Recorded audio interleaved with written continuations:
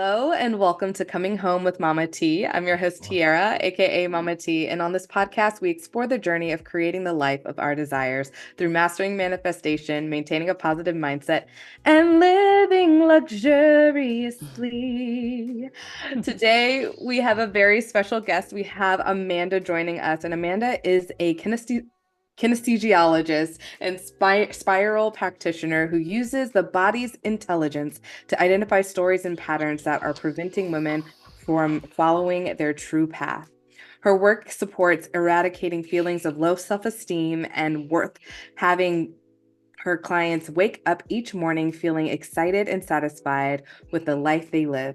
She has spent over a decade wielding her craft. Her passion lies with individuals who specifically ask, "What is important to me?" and have the courage to shape their life around their answer. She values personal growth and is a strong advocate for women to know their bodies, their desires, and to use their intuition as their guide to take loving action in the everyday so they are in alignment to manifest whatever they want in their world. This is her life's work. Her work was born from the desire to be, do, and have what she desired most in this world. This is her love and her passion and the path she is privileged to walk every single day. When she is not working, you can find Amanda either on the dance floor or in the ocean playing with life. This year, Amanda's goals are to learn to disco roller skate, see whales in their yearly migration, and attend one very serious fancy dance dress party. I love it. Welcome, Amanda. Thank you so much. Thanks, Tiara. Thank you. I always get shivers when I hear that. Like it's my passion and it's my joy. So, thank you for that lovely introduction. Oh, you are more than welcome. So, with that, how did you get into your line of work? Basically, I was one of the many millions that was working. I was working in corporate. And while I enjoyed what I did, I didn't love what I did. And I just remember I was working like on a floor with 130 lawyers and I was an executive assistant and I loved it. But I wasn't satisfied. And I just had this underlying tone that if I was to stay under fluorescent lighting for another 20 years, I would literally die. That was the feeling I had. And so that really instigated for me to kind of follow, like I wanted to help people at a much deeper level. And so that really set me on the path of finding what that was. Since I was 16, I always knew that I wanted to help people and I wanted to have my own business. And when I was 16, I wanted to be a beautician. It was like the 80s, right? I love it. And so that's transformed from there, and I fell into kinesiology. I had been receiving it for years, and I went to an open day at a natural therapy college, and I was like, oh, I'm just going to go and check out what kinesiology is, maybe to help me understand what it is that happens to me when I go and have a session. And I walked in and I sat down and the lecturer started his talk, and my excitement, my interest went from like 0 to 10 in a millisecond. And I was like, oh my gosh, this is what I need to do. And so it set me on a path ever since, and this is, here I am. That's so exciting. So for those of us who might not know what kinesiology is, can you elaborate? So kinesiology is this matrix between its like fundamental belief is that the body knows exactly what it needs to heal itself. And so it has what they call the triangle of health, which is our physical side, our mental emotional side, and our spiritual side, so where we live and where we work. And it identifies that all three of those are always intimately linked. And so what kinesiology does, and this is what I love about this modality, is that it goes to the body for the answers. So it goes to the body, and so somebody might come in to me and say, I'm feeling stuck around, changing careers, for example. And so I will use the body with a technique called muscle testing, and we identify where the imbalance is, where the blocks are. And what we do is we use correction techniques to help bring our body back into alignment. So it's quite like, that's quite the high level explanation, but my niche specifically is like emotions, and the mental side and the spiritual side, because in my experience, while the physical does impact the emotional and the emotional does impact the way that we live, my experience is that we've just not been taught to like really harness how we feel and to like be okay with sadness and grief and joy and happiness. And so what I do as a practitioner is really hone in on that and work with women mainly, that's specifically, and help them get in touch with how they feel, and really lift those feelings of like they're not good enough to do whatever it is that they like, to hit that pulse inside that tells them to like follow something. And so I remove all the blocks using kinesiology, using muscle testing to help them really open up to what it is they want to achieve. I love that. And so for muscle testing, can you describe kind of what that would look like? Yeah, so if we were face to face, like if we were in the same room together, there's like hundreds of muscles that we can test. So basically, it's the integrity of a muscle.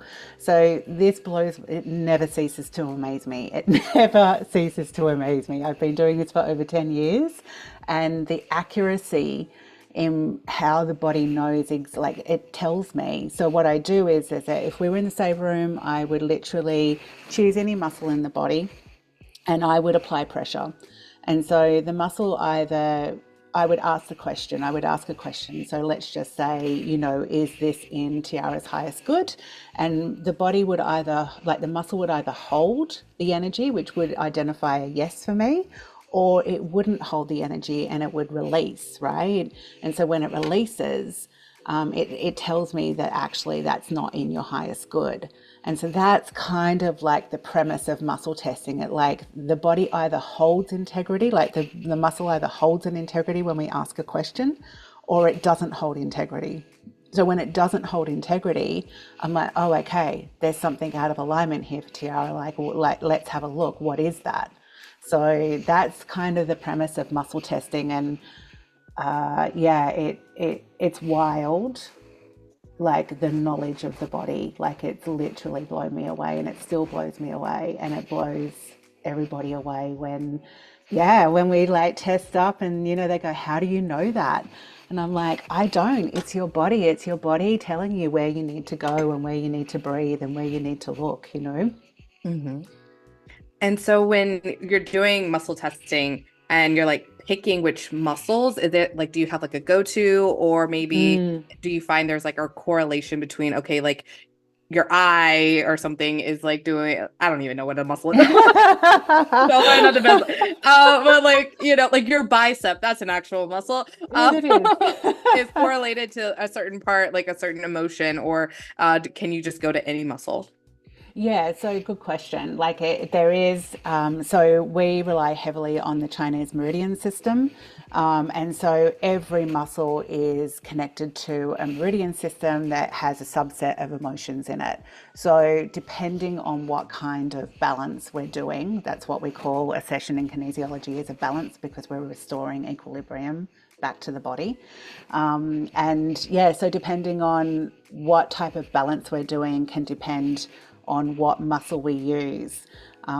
Generally, though, in a session, we can just use, we have like what we call is an indicator muscle. So it like is the muscle that we can use for the entire body. But there are specific balances where the body actually needs movement, because kinesiology is the study of movement, be it physical, be it energetic, be it emotional, be it any kind of mental, right?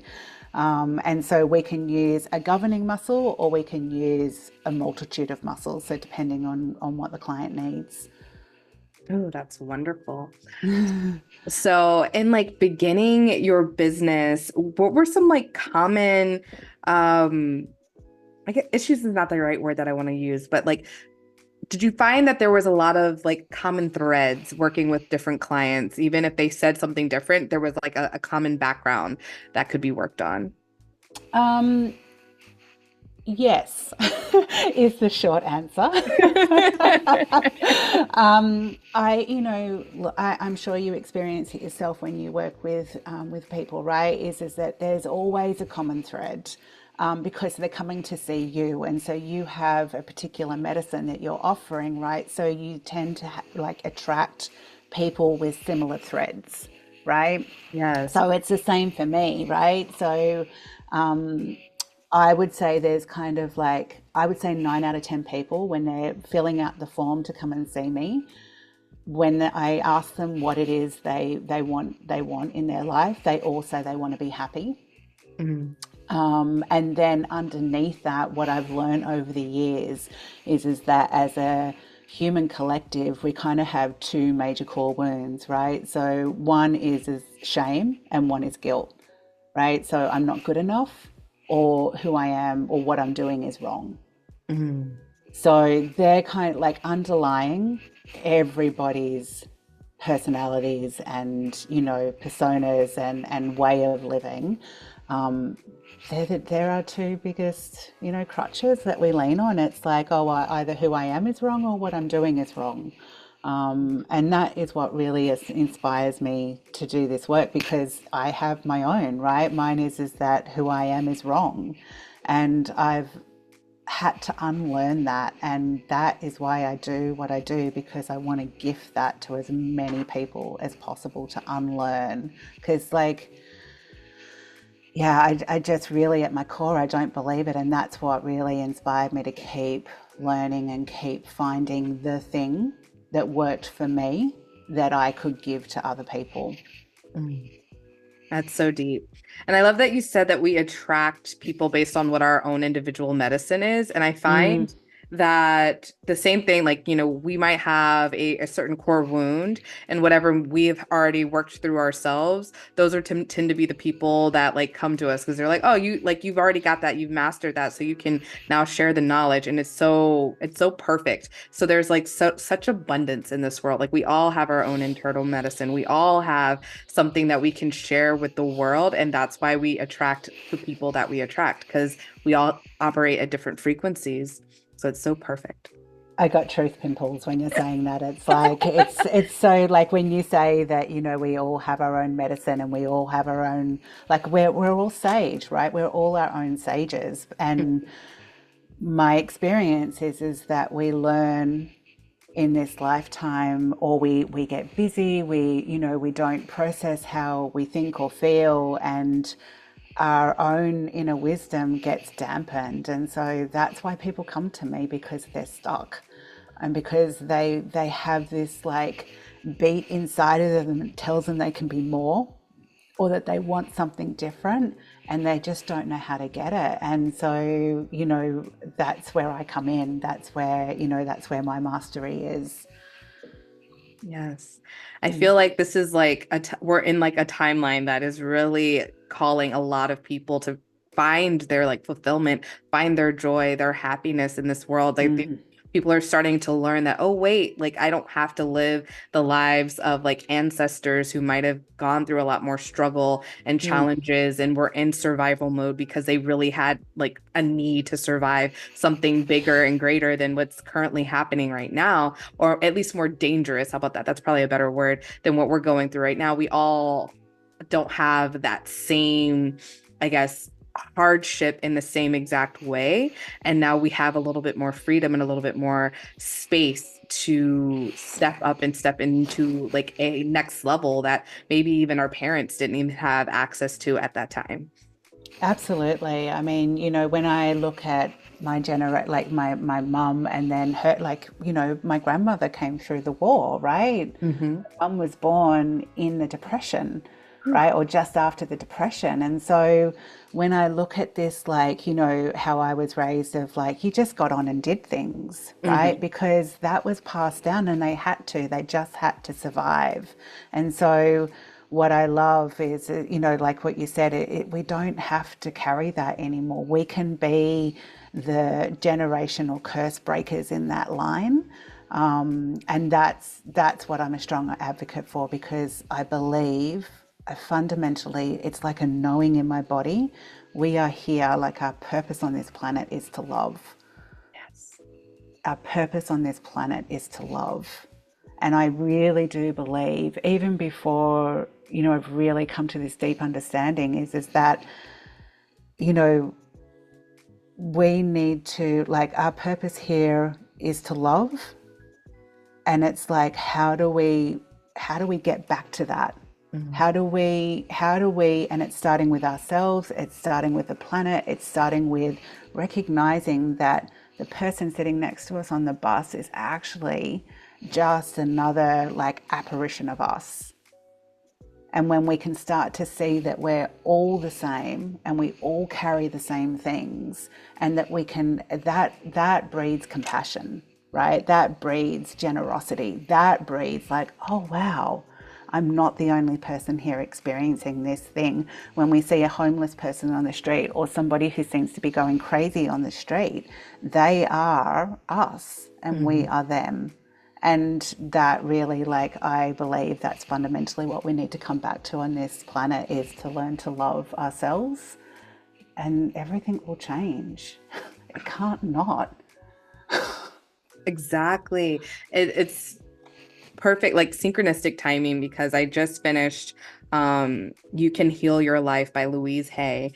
Mm, And one of the biggest concepts that came to me was just love. Like it all boils down to whatever it is that's going on into your life, whatever's going on in your body, like how can you love yourself more? And then mm, also working with other coaches. I heard this week also that was, if you find that you aren't loving, like feeling enough love from people outside, then how can you love that, like have more compassion for the world around you?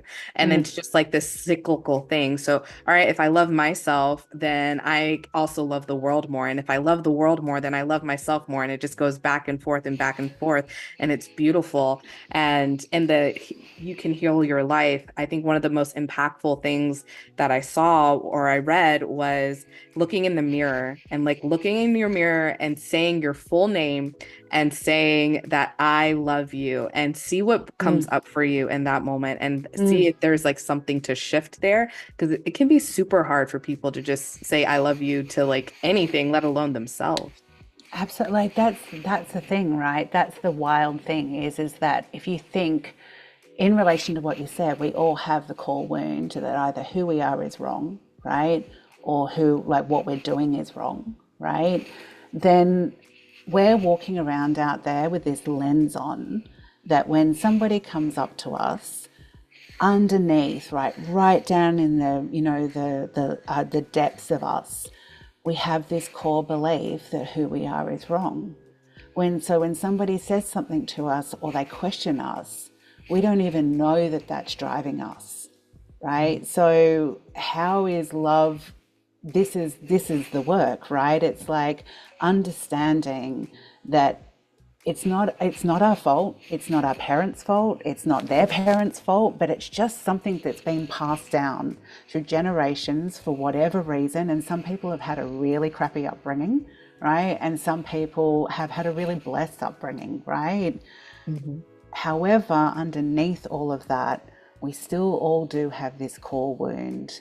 And so I believe our jobs are to really find, like you said, right, like looking in the mirror and actually saying, like, looking, like receiving yourself, right? And trying on, like, what does it sound like? What does it feel like? How do you feel when you want to say that you love yourself? There was a time in my timeline where the concept of loving myself was so far from where I was. Like, I hated who I was because my core wound was is that I was wrong, right? Mhm. So at one point in my timeline, I couldn't even like really bring on the concept that I could love myself. The only concept I could bring into my existence was that I would care for myself, because I knew that's what I did generously for other people. And Mhm. so that was my starting point. And that's a beautiful invitation to really just like, how do you feel about yourself? Like, can you say that you love yourself? And if you can't, then that's your starting point, you Yeah. know? And like, why is it important for you to do that? Like, why is it important for you to do that? Like, the why is so important in anything that we choose to do. It's Mhm. like, what is it going to give you? Like, why is it worth your time and attention and a little bit of pain, right? Because let's be real, there's pain, like there's reasons why we avoid it, right? Oh There's yeah. reasons why we don't do things because we perceive that that's going to hurt, it's going to take way too much effort, and it does, you know. But my experience, time and time again, through my own experience and watching, you know, supporting people doing the same thing, that pain is minuscule. It's like a nanosecond in time, but in our heads, right, that's trying to keep us safe, builds up this belief system that actually that it's just unbearable, and that's why we don't touch it. Oh yeah. The belief systems are like so big and so much a big part of my work. And I love like going back to the body and how our body just has all of the answers in within it. It's like, I am a great proponent of being able to like listen to like personal development. I've been in the field for so long, whether it's like a receiver of information or a share of information.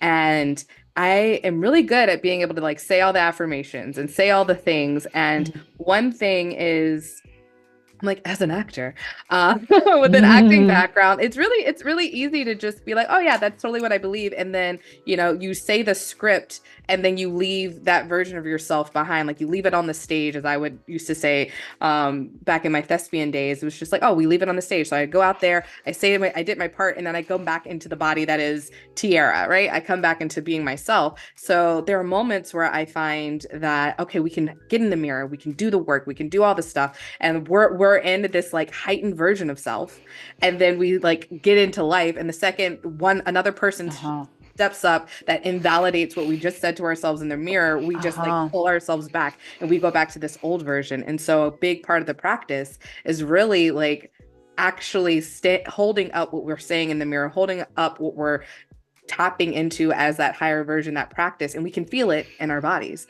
We can remind, like our bodies will remind us like, hey, you stepped out of that situation, how are you feeling right here right now in the moment? That's the wild thing, right? So this is like, I love how deep we're going here. We're just like, you know, totally jamming out.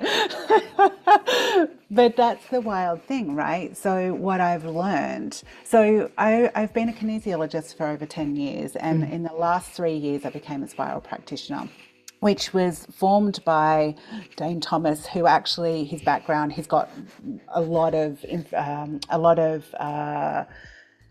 knowledge in a lot of different areas, but he was based in kinesiology, right? And so what he has identified is that any one emotion, if we have a word for a emotion, so let's just use love for an example because everybody can relate to love, is that we have a pattern, right, of how we relate to love. And so Mhm. how that's identified is that our first three emotional experiences of love, right? It could be like shame, it could be sympathy, it could be like there's so many different emotions, right? It could be hate, for example. Mhm. Whatever our first three installments or experiences, right, to that emotion, that's our pattern. So when you talk about, you know, we're in front of the mirror and we're in this like, you know, this like exalted, you know, version of ourselves, and then we go out into the world and we collapse, right? We Mhm. kind of like, it's like we up into reality and we're like, oh, what happened to that, you know, that part of us that knows that we can. Yeah. What happens is that we lean back on those first three emotional installments that more often than not, 99.9% of the time, happen before the age of 7, Mhm. right? We go back onto hate and we go back onto shame and we go back onto sympathy until we identify what that pattern is and then clear it in the body. That's when we can start walking outside the door and knowing in our body starts to come into alignment and knows that actually we're valuable and actually we're worthy and actually we can achieve. And so that, like, you know, up until I learnt that work, I loved my work, but I felt unsatisfied. It was like, oh, I feel like I'm just kind of, my experience was that clients were coming in and they were having a small relief, but then they would go back to their old patterns. Hmm. And so the spiral work is like, that's changed me as a person. It's changed the people that I work with. And I watch people literally come in with the biggest core wound of shame or guilt, and they walk out and they just don't believe it anymore. That's the work, right? Yes. That's the work. And we're just not taught that. We don't have that knowledge.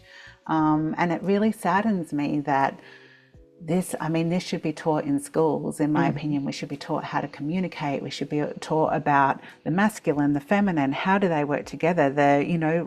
We should learn about both of our identities in all its different flavors, and how we actually like communicate with people, and how we actually embody our feelings and be separate from them so that we can make, adult decisions in our life. Yes. Um, mm. Yeah. It's so much. There's so many things that I'm like, oh, if only we were taught this when we were younger. But I keep hearing more and more people are getting on in the same, getting on the train, if you will. Yeah. More and more people are doing, and so even if it's not something that's taught in schools, I feel like even within like our timeline that we're going to start seeing grow up, children growing up with a whole new different mindset than what our generation have, and the generation after us. I think it's going to keep like this world's going to get better and better the more conscious people are, and the more that we understand how to really tap into our feelings and really come into that consciousness. Look, and there's a balance, right? Because I can see it like in the generations underneath me. I can see what it looks like when they've been taught these things, right? And then Mhm. I also see when it's too, like it leans too much into that, right? Right. And so they're all like, they sit there and they're, you know, like kind of singing Kumbaya, right? Right. Right.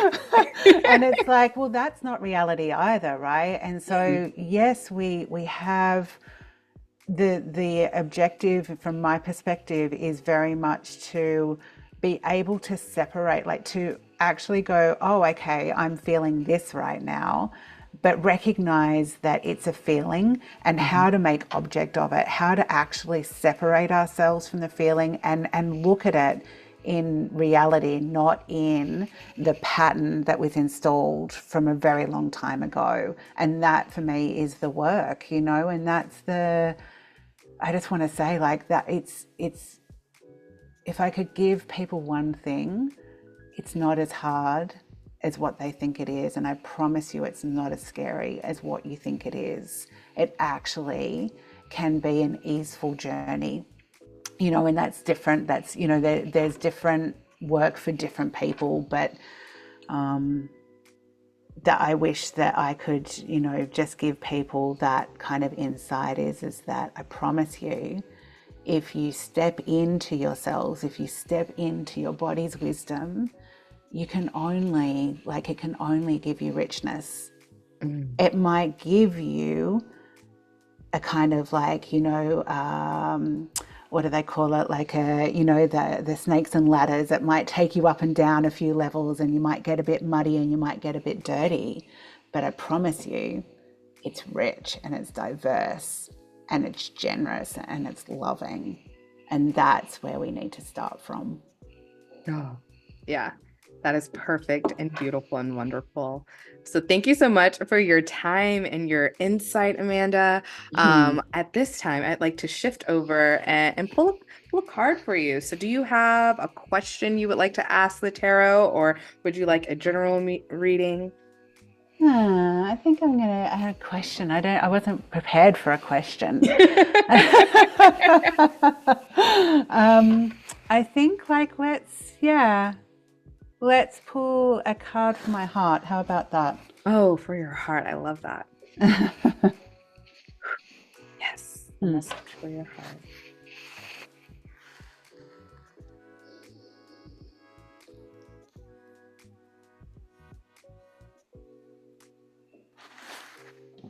Mm. Ooh.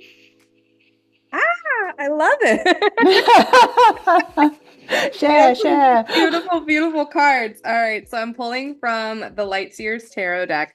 We first have, I pulled three cards. We have the Sun card, Huh. we have the Eight of Wands, and we have the Six of Wands. So really this is like, it's like when you let Hmm. your heart like lead from your heart, this bright, shining, beautiful, loving energy, when you Hmm. allow that to be your guide, you allow Hmm. to share that with the world, that's where the momentum comes in, right? Like working from Hmm. that heart space, like you are it's just so much loving and bright and wonderful, warm, nurturing energy coming off of you. So, Hmm. like, it is your momentum. That is your medicine, as you said, spoke of before. You can't help but shine, right? You can't help but Hmm. achieve greatness when Hmm. you allow your heart to speak.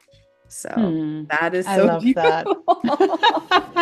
I love that. I'm in the thank you. I like I'm in the matrix of creating some workshops and my stuff comes up, right? So it's like perfect timing, perfect messaging to like follow my heart, It's yeah, and lead with that. Thank you very much. You are so, so welcome. So, if anyone is interested in working with you, Amanda, what is the best way for them to connect? If they jump onto my website, they can book in a clarity call. So my website is changeofbalance.com.au. I work online, so I'm not just like face to face. Actually, my most powerful work is online. So if they just head over there, they'll be able to like book in a clarity call, and we can kind of connect and see if see what magic we can create together. Ooh, I love it. I love magic. I love co-creation. So this is beautiful. Thank you so Hmm. much for your time, space, and energy, Amanda. Thank you Hmm. all who are listening for your time, space, and energy. Remember to like, share, subscribe. All the Hmm. links will be in the show notes. So if you would like to work with Amanda or myself, feel Hmm. free to check all of that out. And I hope you have the most glorious day.